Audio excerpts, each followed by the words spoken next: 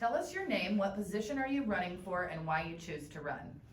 My name is Alex Cobb. I'm running for Asheville City Council, and I decided to run because I feel like actually doing something rather than just fussing is the best way forward.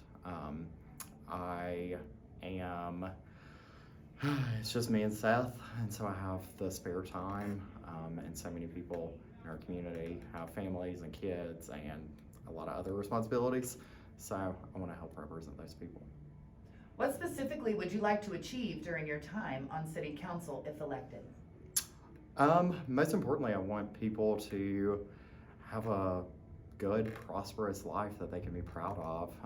And how do we get there? I think it's opportunity, it's creating or bringing in more jobs, creating more opportunity, doing things that actually help people, like affordable housing and reducing the cost of living here with rent and that kind of stuff. A safe community, just getting back to the basics and making the city government work for the people. What are your views on homelessness in Asheville, and how do you feel it has currently been handled? It's been totally mismanaged, I believe. I care very deeply about people, and I care about the homeless people. And I think you have to realize that there's different issues within the homelessness. There's people that are homeless, and then there's homeless people that are also criminals, and that are doing criminal acts, and we can't allow those people to just do whatever they wish. And so you have to separate out the two. I think we need to humanize the experience. We need to know people by name and actually create a system that works for each individual person. But if you look at all the cities that have been successful in reducing homelessness, they do enforce laws, like with the camping and panhandling and those kinds of things. So to that point, what are your thoughts on low barrier shelters, camping, panhandling, and the needle program, and how would you move forward on those issues if elected? So panhandling and camping and those kinds of low-level crimes, my degree's in criminal justice. So the broken windows theory of crime kind of perfectly sums those things up. I've talked to even Democrats in the city that are pretty influential, and they have mentioned how New York and Rudy Giuliani cleaned up New York City, and it was by focusing on the broken windows theory of crime, essentially, by weeding out these low-level crimes. And because when you get rid of those, well, when you have low-level crimes, it just spirals. It gets worse. When you have those crimes, it attracts more. So you have to do that kind of stuff. So panhandling and camping, I mean, it's not legal. So we have to be honest about that and enforce the laws that we have. So yeah, I mean, you just can't allow people to do whatever they want. And as far as low barrier shelters and needle program in the city, how would you do things? Would you keep them the same? Would you do things differently? Implement them at all? So the needle exchange, it's something that my views have kind of changed more and more. I used to say that maybe we should just do it in a better way, and I'm not opposed to that completely, but the more I think about it, and the more I look into it, the more I'm against the needle program. It may not be popular, but I think the fact of the matter is we've gotten so caught up in harm reduction that we've forgotten that the fear of harm is what keeps us from doing things that we shouldn't do. So if we take all the harm out of something, what's the purpose in telling people not to do something? If it's completely safe to do it, then why wouldn't I want to shoot up? So, I mean, and obviously it's not an exchange. We see needles everywhere. And I mean, while I'm compassionate about the people that are on drugs, we have to be equally as compassionate towards the families, the kids that are going out onto our city parks and our schools. I mean, what's going to happen when those kids sit on a needle or step on a needle? You know? Yeah. So I am against the needle program, but I also know that there's things that we'd have to do probably on a state level with that, so I'm not sure what I could do on city council as far as that goes, but it's something that I would want to look into for sure.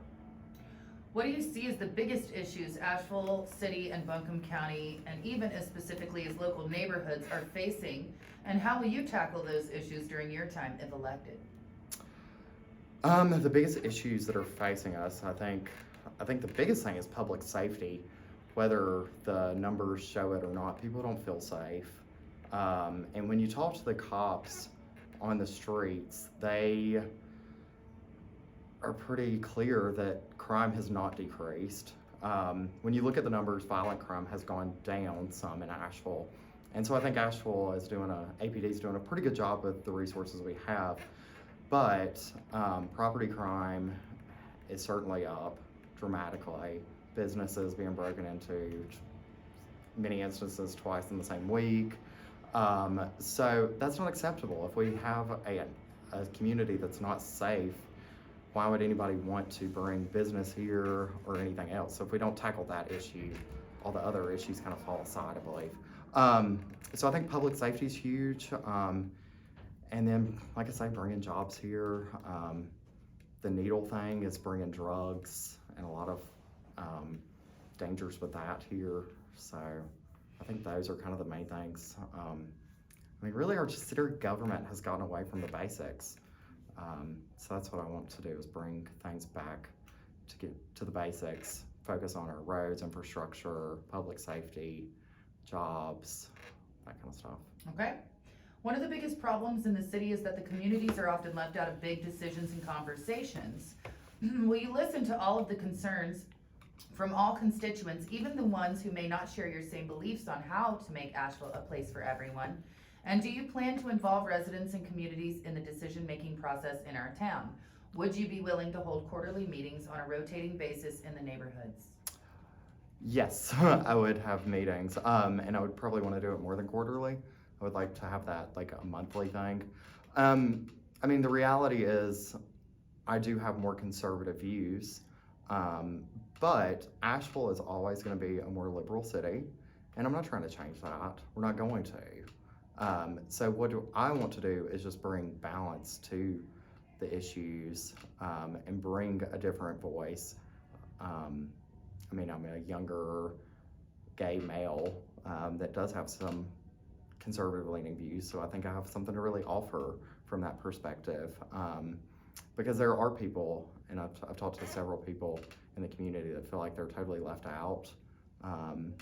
And that's really sad that they just, I mean, I talked to a woman last week that, you know, is more conservative, and she just has given up basically on making, you know, calling or saying anything because it doesn't matter. She doesn't feel like. So yeah, I mean, to me, that's probably one of the most important things, is representing the community and then making the decisions and governing and being accountable for my decisions. So people know who to either be happy with or who to blame. Right. And I'm fine with that. One of the biggest issues affecting downtown residents, visitors, and small businesses is transients sleeping and camping in Pritchard Park on sidewalks and business entryways. What is the solution to the transient population, and what can be done to clean up and increase safety specifically in downtown? It's probably super simple, but I mean, again, we just have to enforce the laws. I mean, we can't allow those people. And when we talk about transients, they're the people that travel in and travel out. Right, and they're more than likely not wanting help. And we have to be realistic in what we can accomplish. And there's no way to end homelessness. We were gonna do that like 15 years ago or something. And how's that working out? So, I mean, we have to be realistic in that, and that we're not gonna end homelessness, and we're not gonna help every single person, but we should definitely help every person that we can. But the people that are getting messed up and shooting up and getting drunk and dirty in our downtown and causing issues for businesses. I mean, businesses are constantly, I talked to a guy yesterday at Asheville Mall that had a store that was getting robbed, and he stepped in as a private individual. I mean, the common theme is people in these businesses that are working are very afraid. And whether somebody that's homeless is a threat or not, we have to care that somebody does not feel safe. I want people to feel safe in our communities. And businesses can't function if they're getting robbed or having stuff stolen. I mean, that's just not okay. Right. You know? Do you agree with defunding the police? I absolutely do not agree with that. My degree's in criminal justice, as I've probably said, but so that's a very important thing to me is our law enforcement and the police officers in our community. I lived with 2 lesbians that worked for the sheriff's department back home. So I've spent a lot of time with the sheriff's departments and within, people in law enforcement. And that's what I wanted to do at one point was work for APD. So it really like breaks my heart when I talk to our officers that tell me that they are treated like crap by our city leadership. I mean, it's just not right. They don't get paid much. They can't afford to live here. And they're doing a job that most people don't want to do. They run towards the danger when to keep us safe. And most people run away from that, and they're still doing it. And when I talk to the officers, I've asked several of them, why are you still working here? Like, why would you? Like, I don't understand it. And maybe it sounds cliche or whatever, but all of them have said, it's because we love our community. We care. They're humans. They're just like us. And we need to quit dehumanizing them because they are real people and different. I mean, they're so diverse. Like, people just assume because they're a cop that they're this. But like, when you get to know them individually, they're very different than what you think. What are your strategies for reducing the exceedingly high crime rates in Asheville, Buncombe, and considering we are rated in the top 10% most violent cities in America? Well, we have to restaff APD when you're constantly between 40 and 50% staffing level down within APD, actual officers on the streets. I mean, it's counterproductive. I think and understandably so, there was some issues, a couple years ago, and people have really questioned, law enforcement and some of the things going on, and that's completely understandable. But we have to also realize that we need police, and they have to be able to respond. And I just feel like what we're doing is counterproductive. If the goal is to have less negative interactions with police, then don't you want well-trained cops that are not overworked, not stressed, so my fear is that we're gonna create a situation where there's more negative interactions because of the low staffing. How do you train when you're low staffed? I mean, when I managed restaurants, it was really hard for us to train sometimes because we were so low staffed, so we'd have to send people away, or it was just like, you'd get like 1 day of training and go at it, So I think all the things that we've done are counterproductive to that. And, the district attorney position is very important. So it's not just that the police, but then once somebody is arrested, what do we do? And I don't view policing and arresting as the solution, but when somebody does victimize somebody, they have to be accountable for that. I've said this several times, but being soft on crime is really abandoning the law-abiding citizen and the families and the kids and the elderly people that we need to be concerned about. So we have to protect the good from the bad, and there is bad.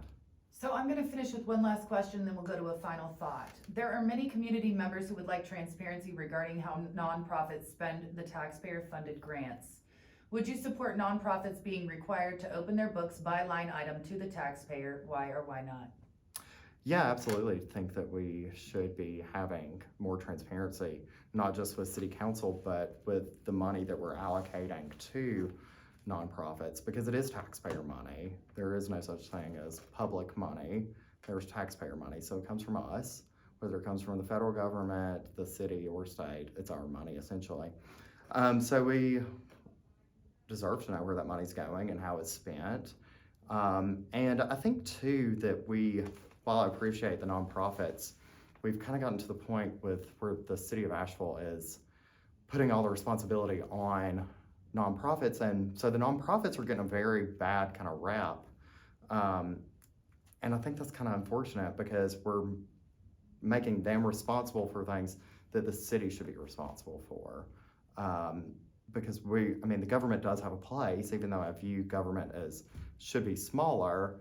The government does have things that they should do, and a lot of the issues in Asheville, the city government should be taking care of it and taking responsibility for it. So, if I'm on city council, I'm going to be looking at things that we can do as a city to address those issues and not just holding the nonprofits with full responsibility, because we're elected, as city council, we elect those people to make the hard decisions and to do what we think is right and then be accountable for it. So to me, it's a very simple thing. You represent, you govern, and then people get to hold you accountable. So in 4 years, you can decide again.